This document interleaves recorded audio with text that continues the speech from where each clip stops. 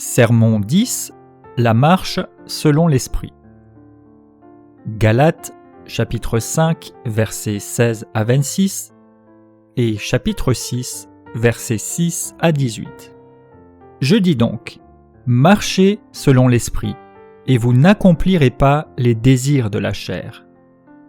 Car la chair a des désirs contraires à ceux de l'Esprit, et l'Esprit en a de contraires à ceux de la chair. Ils sont opposés afin que vous ne fassiez point ce que vous voudriez. Si vous êtes conduits par l'Esprit, vous n'êtes pas sous la loi. Or, les œuvres de la chair sont manifestes. Ce sont l'impudicité, l'impureté, la dissolution, l'idolâtrie, la magie, les inimitiés, les querelles, les jalousies, les animosités, les disputes, les divisions, les sectes, l'envie, l'ivrognerie, les excès de table et les choses semblables. Je vous dis d'avance, comme je vous l'ai déjà dit, que ceux qui commettent de telles choses n'hériteront point le royaume de Dieu. Mais le fruit de l'esprit, c'est l'amour, la joie, la paix, la patience, la bonté, la bénignité, la fidélité, la douceur, la tempérance. La loi n'est pas contre ces choses. Ceux qui sont à Jésus-Christ ont crucifié la chair avec ses passions et ses désirs. Si nous vivons par l'Esprit, marchons aussi selon l'Esprit. Ne cherchons pas une vaine gloire en nous provoquant les uns les autres, en nous portant envie les uns aux autres. Que celui à qui l'on enseigne la parole fasse part de tous ses biens à celui qui l'enseigne. Ne vous y trompez pas, on ne se moque pas de Dieu. Ce qu'un homme aura semé, il le moissonnera aussi. Celui qui sème pour sa chair moissonnera de la chair la corruption, mais celui qui sème pour l'esprit moissonnera de l'esprit la vie éternelle. Ne nous lassons pas de faire le bien, car nous moissonnerons au temps convenable si nous ne nous relâchons pas. Ainsi donc, pendant que nous en avons l'occasion, pratiquons le bien envers tous et surtout envers les frères dans la foi. Voyez avec quelle grande lettre je vous ai écrit de ma propre main. Tous ceux qui veulent se rendre agréables selon la chair vous contraignent à vous faire circoncire uniquement afin de ne pas être persécutés pour la croix de Christ. Car les circoncis eux-mêmes n'observent point la loi, mais ils veulent que vous soyez circoncis pour se glorifier dans votre chair. Pour ce qui me concerne, loin de moi la pensée de me glorifier d'autre chose que de la croix de notre Seigneur Jésus-Christ, par qui le monde est crucifié pour moi, comme je le suis pour le monde. Car ce n'est rien que d'être circoncis ou d'être incirconcis. Ce qui est quelque chose, c'est d'être une nouvelle créature. Paix et miséricorde sur tous ceux qui suivront cette règle et sur l'Israël de Dieu.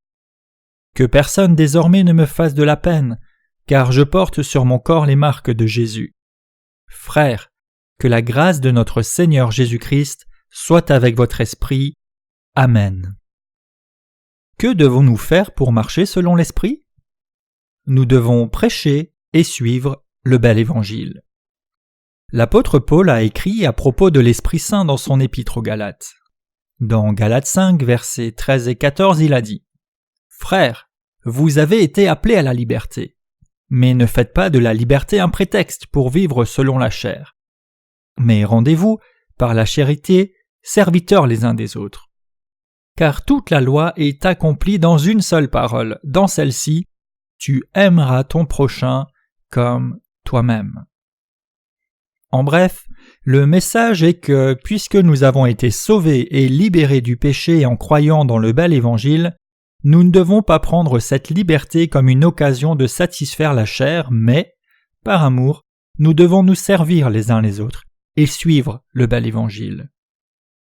Comme Dieu nous a sauvés de tous nos péchés, nous devons prêcher l'Évangile. Paul a aussi dit « Si vous mordez et vous dévorez, prenez garde que vous ne soyez détruits les uns par les autres. » Galates 5, verset 15. Marcher selon l'Esprit afin d'être rempli de l'Esprit Saint. Dans Galates 5, verset 16, Paul a dit « Je dis donc, Marchez selon l'esprit, et vous n'accomplirez pas les désirs de la chair. Et dans les versets 22 à 26, il a dit : Mais le fruit de l'esprit, c'est l'amour, la joie, la paix, la patience, la bonté, la bénignité, la fidélité, la douceur, la tempérance. La loi n'est pas contre ces choses. Et ceux qui sont à Jésus-Christ ont crucifié la chair avec ses passions et ses désirs. Si nous vivons par l'Esprit, marchons aussi selon l'Esprit. Ne cherchons pas une vaine gloire en nous provoquant les uns les autres, en nous portant envie les uns aux autres. Ici, Paul nous dit que si nous marchons selon l'Esprit, nous porterons le fruit de l'Esprit. L'Esprit Saint exige que nous marchions selon l'Esprit, mais nous vivons selon la chair. Nous, les hommes, nous sommes nés avec la chair, qui ne peut pas porter le fruit de l'Esprit. Même si nous essayons de marcher selon l'Esprit, notre nature ne peut pas être changée. C'est pourquoi seuls ceux qui reçoivent le séjour de l'Esprit Saint en croyant dans le bel Évangile peuvent marcher selon l'Esprit et porter le fruit de l'Esprit. Quand la Bible nous dit de marcher selon l'Esprit, cela signifie que nous devons prêcher le bel Évangile pour que d'autres puissent aussi être pardonnés de leurs péchés. Si nous vivons par ce bel Évangile, nous porterons le fruit de l'Esprit. Autrement dit, ce n'est pas une question de changer la nature humaine. Quand nous marchons avec le bel Évangile, nous pouvons porter le fruit de l'Esprit, à savoir l'amour, la joie, la paix, la patience, la bonté, la bénignité, la fidélité, la douceur et la tempérance. Le fruit de l'Esprit nous aide à sauver les autres de leurs péchés pour qu'ils aient la vie éternelle. Les passions de la chair contre les désirs de l'Esprit.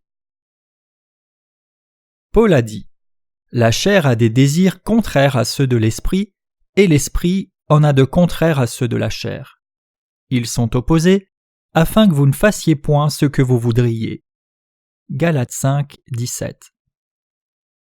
Puisque nous, qui avons été rachetés, possédons les désirs de la chair et de l'esprit en même temps, ces deux éléments sont toujours en désaccord entre eux. Le résultat en est qu'aucun d'eux ne peut complètement remplir nos cœurs. L'Esprit nous amène à souhaiter profondément dans nos cœurs de prêcher le bel Évangile et servir le Seigneur. Il nous fait nous engager ardemment dans des œuvres spirituelles. Il nous aide à sauver les gens de leurs péchés en prêchant le bel Évangile de Dieu. Mais d'autre part, nos désirs excitent les passions de la chair pour que nous ne puissions pas marcher selon l'Esprit. C'est le conflit éternel entre l'Esprit et les désirs de la chair. Quand une personne est consumée par les passions de la chair, elle finit par vivre selon les dispositions de la chair. La chair oppose son désir à l'Esprit. Ils sont en opposition l'un et l'autre pour que nous ne puissions pas faire les choses que nous souhaitons. Alors, qu'est-ce qui est impliqué dans la marche selon l'Esprit, et quelle sorte de choses plaisent à Dieu ? Dieu a dit que prêcher et suivre le bel Évangile, voilà la vie qui marche selon l'Esprit. Il donne la capacité de marcher selon l'Esprit à ceux qui ont le séjour de l'Esprit Saint pour qu'ils puissent mener une vie spirituelle. Le commandement que Dieu nous a donné de porter le fruit de l'Esprit en marchant selon l'Esprit était une remontrance et un ordre pour que nous sauvions les autres de leurs péchés en prêchant le bel Évangile. Marcher selon l'Esprit Saint signifie vivre une vie qui est agréable à Dieu. Pour marcher selon l'Esprit, nous devons avoir le séjour de l'Esprit Saint. Nous devons d'abord croire au bel Évangile que Dieu nous a donné si nous voulons recevoir l'Esprit Saint qui demeure en nous. Si nous ne croyons pas au bel Évangile profondément dans nos cœurs, nous ne recevrons ni le séjour de l'Esprit Saint, ni le salut de nos péchés, ce qui signifie que nous ne serons pas capables de marcher selon l'Esprit. L'Esprit nous donne le désir de prêcher le bel Évangile, de servir le Seigneur et de rendre gloire à Dieu. Ce désir vient d'un cœur qui est consacré à Dieu et va vers la prédication du bel Évangile au monde entier. Il vient aussi d'un cœur qui désire faire quoi que ce soit pour prêcher le bel Évangile. Ceux qui croient au bel Évangile et reçoivent l'Esprit Saint après avoir été pardonnés de leurs péchés sont capables de marcher selon l'Esprit et de se consacrer à la prédication de l'Évangile. C'est leur héritage spirituel. Ceux qui ont le séjour de l'Esprit Saint arrivent à obéir à l'Esprit Saint et à marcher selon l'Esprit, bien qu'ils aient toujours les désirs de la chair, parce que l'Esprit Saint demeure en eux. Paul a dit « la marche selon l'Esprit Saint ». Ce que cela signifie, c'est que nous devons prêcher le bel évangile de l'eau et l'Esprit Saint que Jésus nous a donné pour que nous puissions aider les autres à être pardonnés de leurs péchés. Parfois, en marchant selon l'Esprit, nous marchons selon la chair. Les passions de la chair et le désir de l'Esprit se croisent dans nos vies. Mais ce que nous devons savoir et reconnaître clairement, c'est que ceux qui ont le séjour de l'Esprit Saint doivent vivre en marchant selon l'Esprit. C'est seulement ainsi que nous serons capables de vivre des vies remplies des bénédictions de Dieu. Si ceux qui ont le séjour de l'Esprit Saint refusent de porter le fruit de l'Esprit, ils finissent par périr en portant le fruit de la chair. Leur fruit est périssable et malheureux. Voilà la raison pour laquelle nous devons vivre en marchant selon l'Esprit. Nous avons entendu la marche selon l'Esprit, mais certains d'entre nous pourraient penser « Comment puis-je faire ainsi quand je ne peux pas sentir l'Esprit Saint à l'intérieur de moi ?» Certains d'entre nous pensent que nous pourrions seulement reconnaître le séjour de l'Esprit Saint si Dieu nous apparaissait et nous parlait directement. Mais c'est un malentendu. L'Esprit nous donne le désir de vivre par le bel évangile de l'eau et de l'Esprit. Il peut y avoir des moments où nous sommes sûrs qu'il demeure en nous, mais où nous ne pouvons pas le sentir parce que nous marchons selon la chair. Certains peuvent même penser qu'il dort à l'intérieur de nous. Ce sont ceux qui ont reçu l'Esprit Saint mais qui marchent toujours selon la chair. Ces gens consolent seulement leur propre chair et agissent selon ses désirs, mais souffrent à la fin en raison des exigences progressives de la chair. Même ceux qui ont le séjour de l'Esprit Saint vivent selon les désirs de leur chair, parce qu'ils pensent que cela est naturel de faire ainsi. Mais ceux qui se soumettent à la chair deviennent finalement esclaves de la chair. Le Seigneur nous dit de vivre selon l'Esprit. Cela signifie de servir le bel évangile. Cela signifie aussi que nous devons nous consacrer entièrement au bel évangile de l'eau et de l'Esprit. Vivre selon l'Esprit, c'est se réjouir dans l'Évangile et vivre par lui. Nous devons vivre comme cela en apprenant ce que signifie marcher selon l'Esprit. Marchez-vous selon l'Esprit ? Une personne qui n'a pas le séjour de l'Esprit Saint peut-elle vivre selon l'Esprit ? Ceux qui ne sont pas nés de nouveau ne savent pas ce que cela signifie de marcher selon l'Esprit. Ainsi, beaucoup de personnes essayent de recevoir l'Esprit Saint, et cela pendant longtemps, de leur propre façon. Ils pensent que le fait de désirer l'Esprit Saint est la même chose que d'être rempli de l'Esprit Saint. Par exemple, quand les gens se réunissent dans certaines églises pour le culte, le pasteur prie à haute voix et chacun commence à invoquer le nom du Seigneur. Certains d'entre eux parlent dans des langues comme s'ils avaient été remplis de l'Esprit Saint, mais personne, ni eux-mêmes, ne peuvent comprendre ce qu'ils disent. En attendant, certains d'entre eux tombent sur le sol et leur corps commence à entrer en transe.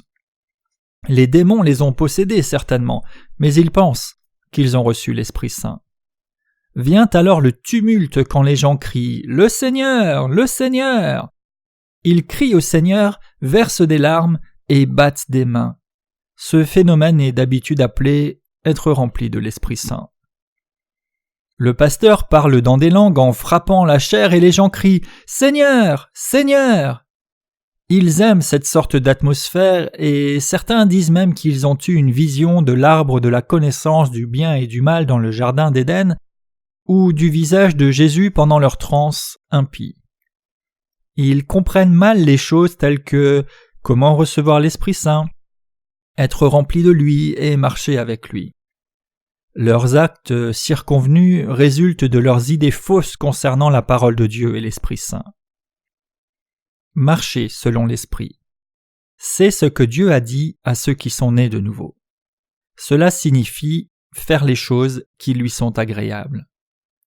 Paul a comparé les actes de la chair aux fruits de l'Esprit Saint. Il a dit « Le fruit de l'esprit, c'est l'amour, la joie, la paix, la patience, la bonté, la bénignité, la fidélité, la douceur, la tempérance. » Galates 5, versets 22 et 23.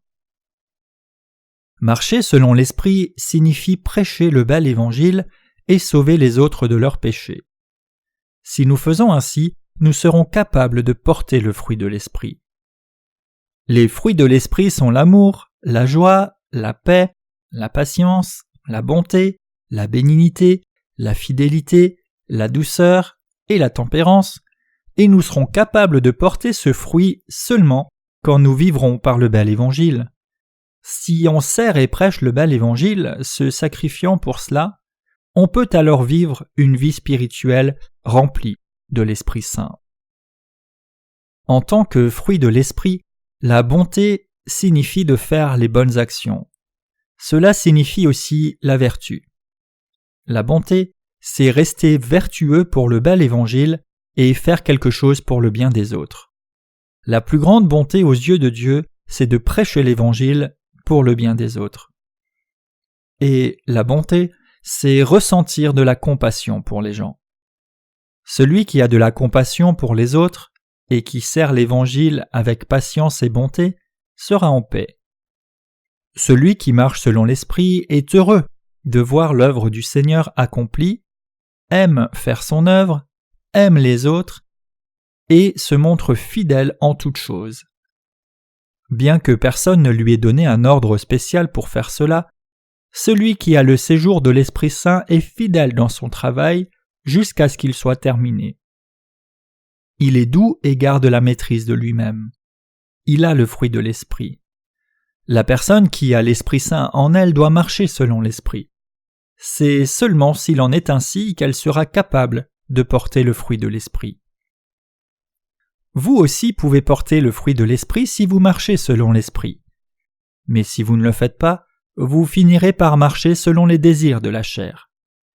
Les Écritures saintes disent dans Galates 5, versets 19 à 21, « Or, les œuvres de la chair sont manifestes. Ce sont l'impudicité, l'impureté, la dissolution, l'idolâtrie, la magie, les inimitiés, les querelles, les jalousies, les animosités, les disputes, les divisions, les sectes, l'envie, l'ivrognerie, les excès de table et les choses semblables. Je vous dis d'avance, comme je vous l'ai déjà dit, que ceux qui pratiquent de telles choses n'hériteront pas le royaume de Dieu. » Les œuvres de la chair sont manifestes. Les œuvres de la chair sont évidentes. La première œuvre de la chair est l'impudicité, ou l'adultère, ce qui signifie s'engager dans une relation incorrecte avec le sexe opposé. La deuxième est l'impureté, ou la fornication. La troisième est la dissolution, ce qui signifie d'être lascif. La quatrième est l'idolâtrie, ce qui signifie servir les idoles plutôt que Dieu. La cinquième est la magie. La sixième, l'inimitié ou la haine. Si une personne sans l'Esprit Saint marche selon la chair, elle montre sa haine envers d'autres personnes. La septième, ce sont les querelles. Cela signifie que le fait d'être querelleur avec nos amis ou notre famille se retrouve là. Les autres sont la jalousie, les disputes, l'envie. Tout cela est caractéristique des gens qui marchent selon la chair. La 11e, ce sont les divisions. Quand une personne marche seulement selon la chair, il lui est impossible de faire le travail dans l'Église et finalement elle quittera l'Église de son propre chef. La 12e, ce sont les sectes. Celui qui marche dans la chair fait cela pour satisfaire sa propre volonté. Mais cette vie est si différente de la volonté de Dieu qu'il se détourne finalement du bel évangile. L'hérésie signifie dévier de la vérité biblique. Personne qui a la foi en la parole de Dieu et qui marche selon l'Esprit ne se détourne de la volonté de Dieu. L'envie, les meurtres, l'ivrognerie, les excès de table et les choses semblables sont aussi les œuvres de la chair. Ceux qui marchent seulement selon la chair pratiquent de telles choses à la fin. C'est pourquoi le Seigneur a dit « Marchez selon l'Esprit ». Nous qui sommes nés de nouveau devons marcher selon l'Esprit. Ceux qui n'ont pas connu la nouvelle naissance n'ont rien d'autre que les désirs de la chair dans leur cœur. C'est pourquoi ils finissent par s'engager dans la fornication, l'impureté, la dissolution et l'idolâtrie. Les pseudo-serviteurs de Dieu qui ne sont pas nés de nouveau pratiquent la sorcellerie sur leurs disciples pour les persuader de faire don de beaucoup d'argent. Ils donnent des responsabilités importantes et de hautes positions dans l'Église à ceux qui font les dons les plus importants. Ceux qui vivent selon la chair montrent leur haine pour les autres. Ils divisent des églises en beaucoup de dénominations, se vantent de leur propre dénomination et censurent les autres comme étant des hérétiques. Les inimitiés, les querelles, les jalousies, les animosités, les disputes, l'envie, les divisions, les sectes sont dans le cœur de ceux qui ne sont pas nés de nouveau. Il en sera de même pour nous les saints si nous marchons seulement selon la chair. L'Esprit rend les chrétiens nés de nouveau capables de porter le fruit de l'Esprit Saint. Ceux qui sont nés de nouveau doivent vivre pour prêcher le bel évangile. Comme c'est trop dur pour nous de suivre le Seigneur seul, nous devons faire le travail de service du bel évangile en rejoignant l'Église de Dieu. Nous devons prier ensemble et consacrer notre énergie à devenir des personnes qui marchent par le bel évangile de l'eau et de l'esprit. Les gens qui marchent selon l'esprit vivent pour prêcher l'évangile de l'eau et de l'esprit. Autrement dit, marcher selon la chair signifie vivre une vie seulement pour soi-même, alors que marcher selon l'esprit signifie travailler pour sauver les âmes des autres. Beaucoup de chrétiens nés de nouveau mènent cette sorte de belle vie. Ils vivent pour le bien des autres. Il y a énormément de gens dans le monde entier qui n'ont jamais entendu le bel évangile. Nous aimons les gens en Afrique et en Asie. Nous aimons chacun en Europe, aussi bien que ceux qui vivent dans des îles isolées. Nous devons montrer notre amour en leur annonçant l'évangile de l'eau et de l'esprit. Nous devons marcher selon l'esprit. Il n'y a aucune loi contre cela. Le fruit de l'esprit, c'est l'amour, la joie, la paix, la patience, la bonté, la bénignité, la fidélité, la douceur et la tempérance. La loi n'est pas contre ces choses. Galates 5, versets 22 et 23. Y a-t-il une loi qui peut être contre cela? Non, c'est la loi de l'esprit à laquelle nous devons obéir. Paul nous a dit de marcher selon l'Esprit. De même que notre Seigneur a donné sa vie pour nous pécheurs, nous devons prêcher l'Évangile aux autres. Marcher selon l'Esprit, c'est sauver les autres de leurs péchés. Nous devons marcher selon l'Esprit. Paul a dit dans Galates 5, versets 24 à 26, « Et ceux qui sont en Christ ont crucifié la chair avec ses passions et ses désirs. Si nous vivons par l'Esprit, marchons aussi selon l'Esprit. » Nous devons vivre pour sauver les âmes perdues si nous devons vivre selon l'Esprit. Nous devons faire le travail de l'Esprit et marcher avec lui. L'Esprit Saint que Dieu nous a donné nous amène à vivre avec Jésus-Christ dans nos cœurs. L'Esprit Saint est le roi d'amour. Dieu nous emploie comme des véhicules de son amour. Paul a dit « Ceux qui sont en Christ ont crucifié la chair avec ses passions et ses désirs. » Galates 5, verset 24. Il a aussi dit que ceux qui sont nés de nouveau sont morts avec Jésus-Christ. Ceux qui sont vraiment nés de nouveau sont déjà morts avec Jésus. Nous ne le comprenons pas, mais nous sommes morts avec Jésus-Christ quand il a été crucifié pour payer pour nos péchés. Autrement dit, le fait que Jésus-Christ ait été crucifié signifie que vous et moi sommes morts avec lui sur la croix. Sa mort était notre mort, et sa résurrection symbolise notre résurrection assurée. Vous et moi vivons et mourrons en Jésus-Christ par notre foi. Nous devons avoir la foi. Notre foi nous amène à marcher selon l'Esprit. Dieu nous a donné la puissance pour marcher selon l'Esprit. Donc, nous qui avons été pardonnés de tous nos péchés, devons marcher selon l'Esprit. Ceux qui ont reçu l'Esprit Saint doivent être reconnaissants de ce que leurs péchés ont été pardonnés et se consacrer à la prédication du bel évangile pour leur salut. Bien que nous soyons pardonnés de nos péchés et sommes nés de nouveau, nous serons séparés de l'Église du Seigneur et incapables de le servir si nous vivons selon les désirs de la chair. Vous et moi devons vivre par l'évangile de l'eau et de l'Esprit jusqu'au jour de notre Seigneur Jésus-Christ. Ne jamais devenir vaniteux, mais vivre par la plénitude de l'Esprit Saint. Paul a dit : « Ne cherchons pas une vaine gloire en nous provoquant, en nous enviant les uns les autres. » Qu'est-ce que la vanité ? C'est de marcher selon les désirs de la chair. Il y a beaucoup de gens dans ce monde qui vivent pour leur propre vanité. Beaucoup de personnes accumulent de l'argent, luttent pour la supériorité, aiment la beauté temporelle et vivent pour l'ici et maintenant. Il n'y a aucune fidélité en eux et ils se délabreront et disparaîtront avec le temps. C'est pourquoi les gens qui marchent selon la chair sont appelés des vaniteux. Même si les gens ont la richesse, est-ce que la paix réelle et la satisfaction se trouvent dans leur cœur ? Le fruit de la chair se délabre finalement. Les choses terrestres sont inutiles aux âmes des gens et sont seulement pour soi-même. Elles sont seulement bonnes pour sa propre chair. La Bible dit : « Tel qui donne libéralement devient plus riche, et tel qui épargne à l'excès ne fait que s'appauvrir. » Proverbe 11, verset 24. Ceux qui ne sont pas nés de nouveau essayent d'épargner trop d'argent.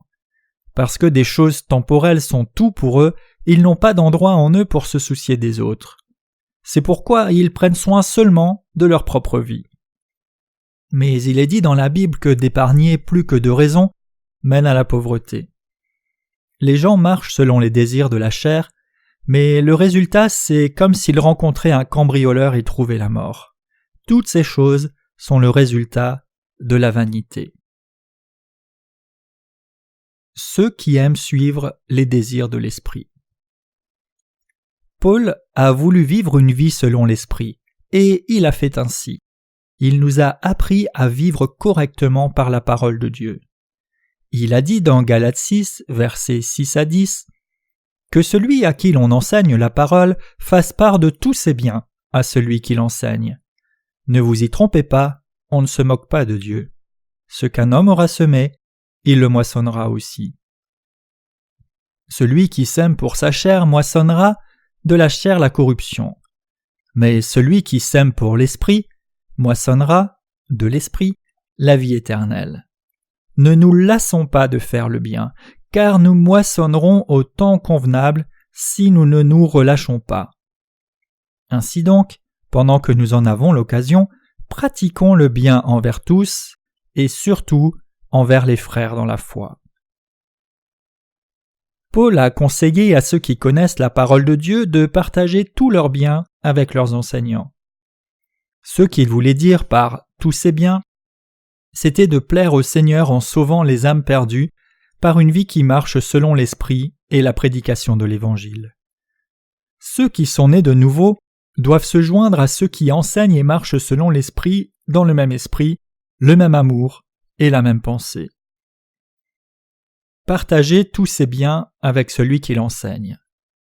Tous ses biens signifie sauver les autres de leurs péchés dans l'Église. Paul nous a dit de tout faire dans le même esprit, dans la même prière et avec le même dévouement. Nous devons faire le travail du Seigneur ensemble. Paul a dit : « Ne vous y trompez pas, on ne se moque pas de Dieu. Ce qu'un homme aura semé, il le moissonnera aussi. » Ici, se moquer signifie tourner en dérision. Ainsi, ne vous y trompez pas, on ne se moque pas de Dieu, signifie qu'il ne faut pas tourner Dieu en dérision. Par exemple, il ne faut pas prendre les paroles de Dieu à la légère, les traduisant dans ses propres mots, et ne croyant pas ce qu'elle dit. Paul a dit : « Ce qu'un homme sème, il le moissonnera aussi. » Cela signifie que celui qui sème la chair récoltera la corruption, mais celui qui sème l'esprit récoltera la vie éternelle. Que récolterons-nous si nous vivons par le bel évangile de l'eau et l'esprit? Nous recevrons la vie éternelle et le salut de nos péchés. Nous récolterons les fruits de l'esprit en menant les âmes d'autres personnes au rachat de leurs péchés et à la vie éternelle par la bénédiction de Dieu. Mais qu'en est-il des gens qui vivent pour leur propre chair? Ils récoltent la corruption, et il n'y a rien que la mort à la fin. Il n'y a rien qui reste d'eux après leur mort. L'homme est né les mains vides et meurt les mains vides. S'il fait le travail de salut des autres de leurs péchés, il peut récolter le fruit de l'esprit et obtenir la vie éternelle. Mais s'il continue de marcher selon les désirs de la chair, il finira par récolter la corruption. Alors il récoltera les malédictions et transmettra les malédictions à d'autres. Donc Paul, qui savait tout de la vie par la foi, nous a conseillé de ne pas marcher selon la chair. Ne nous lassons pas de faire le bien, car nous moissonnerons au temps convenable si nous ne nous relâchons pas. Paul était un serviteur de Dieu qui marchait selon l'Esprit. Quand les gens voient dans la Bible qu'il marchait selon l'Esprit, certains peuvent penser que l'Esprit Saint lui aurait ordonné directement de faire des choses comme « Paul, va à gauche et rencontre quelqu'un » ou « Tu dois éviter cet homme ». Mais c'est faux. Il a marché selon l'Esprit en prêchant l'évangile du salut aux autres et en les aidant à sauver leur âme. Paul a aussi servi le Seigneur en se joignant à ceux qui marchaient également par l'Esprit. Parmi les chrétiens, il y a des gens qui ne marchent pas selon l'Esprit, mais marchent selon les désirs de la chair. Ils n'ont pas accueilli Paul, mais se sont opposés à lui et l'ont même calomnié.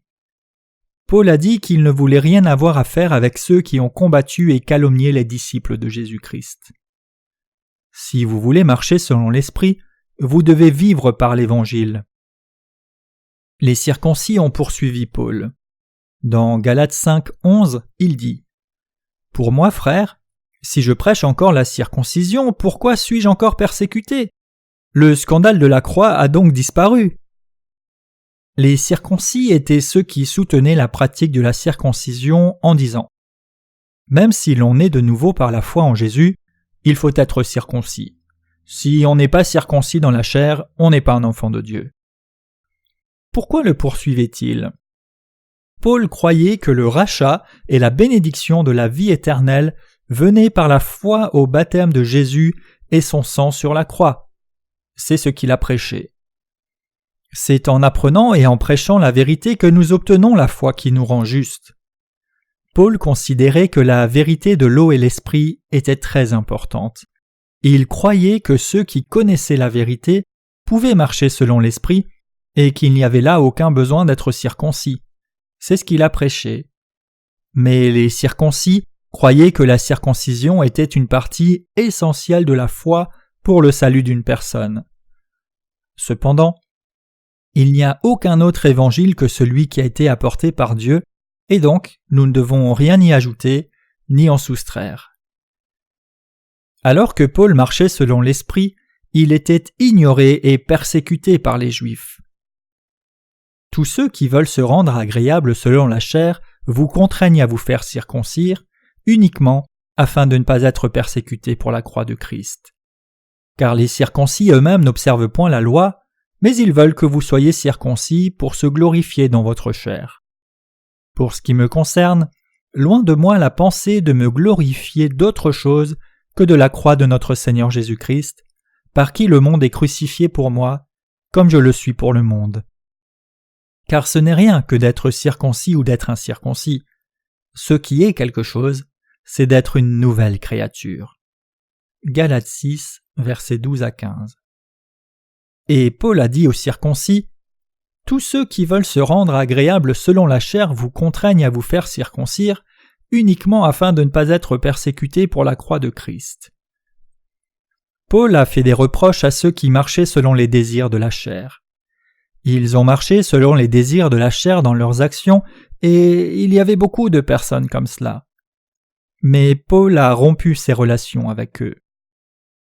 Paul a dit « Mais Dieu m'a interdit de me glorifier d'autre chose que de la croix de notre Seigneur Jésus-Christ. » Jésus-Christ a été baptisé par Jean pour emporter tous les péchés du monde, puis est mort sur la croix pour sauver Paul et tous les chrétiens. Paul a dit « Par Jésus-Christ, le monde a été crucifié, et moi au monde, car dans le Christ Jésus, ce n'est rien que d'être circoncis ou incirconcis. Ce qui est quelque chose, c'est d'être une nouvelle créature. » Paul, qui était mort au monde, vivait à nouveau par Jésus-Christ. Nous sommes en réalité morts en Jésus-Christ, mais parfois nous oublions cette vérité. Nous devons le croire.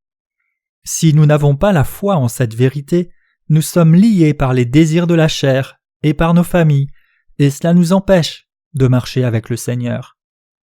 Notre chair est si faible que même nos familles ne peuvent pas nous aider à le suivre. Seulement le Seigneur lui-même peut nous aider. Mais maintenant, nous sommes crucifiés au monde.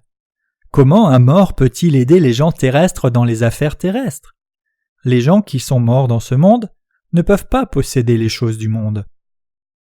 Jésus est ressuscité. Sa résurrection nous a permis de naître de nouveau pour une nouvelle vie spirituelle. Ici, nous avons un nouveau travail, une nouvelle famille, un nouvel espoir. Nous sommes les gens nés de nouveau. Nous, en tant que soldats du ciel, avons la responsabilité de prêcher la parole de Dieu. Paul a avoué qu'il est devenu quelqu'un qui aide les autres à réaliser le salut, non par des moyens physiques, mais par l'utilisation de méthodes spirituelles. Il a dit qu'il était déjà mort et qu'il était né de nouveau par Jésus-Christ. Luttons pour être la sorte de gens qui osent donner la même confession de notre foi. Paul a dit dans Galates 6, versets 17 et 18, « Que personne désormais ne me fasse de la peine, car je porte dans mon corps les marques de Jésus. » Frères, que la grâce de notre Seigneur Jésus-Christ soit avec votre esprit. Amen. Paul portait les marques du Seigneur Jésus. Il ne se préoccupait pas de sa santé pour servir le Seigneur et marcher selon l'Esprit. Il ne pouvait même pas écrire, comme il perdait la vue progressivement. Ainsi, beaucoup d'épîtres de Paul ont été écrites de la main de ses compagnons comme Tertius, tandis qu'il prononçait les paroles de Dieu. Bien qu'il soit physiquement faible, il était heureux de pouvoir marcher selon l'Esprit et disait « Bien que notre homme extérieur périsse, l'homme intérieur se renouvelle jour après jour. » 2 Corinthiens 4, verset 16. Paul nous conseille d'être la sorte de personnes qui marchent selon l'Esprit.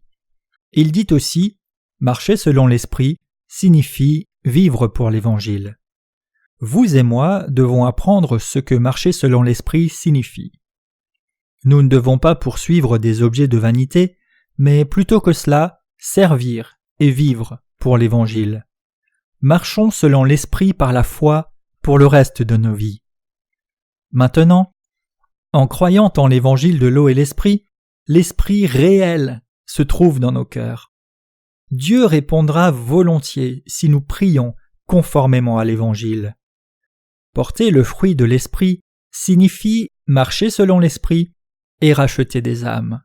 Vous pouvez porter le fruit de l'Esprit, à savoir l'amour, la joie, la paix, la patience, la bonté, la bénignité, la fidélité, la douceur et la tempérance, quand vous marchez selon l'Esprit et vivez par l'Évangile. Pour prêcher l'Évangile de l'eau et de l'Esprit, nous devons souffrir, rester tolérants, exercer la bonté et faire du bien aux perdus. Les fruits de l'Esprit sont pour ceux qui sauvent les âmes perdues en faisant le bien et en prêchant l'Évangile qui les amène à recevoir le séjour de l'Esprit Saint. C'est ce qu'il faut faire pour porter les fruits de l'Esprit et marcher selon l'Esprit.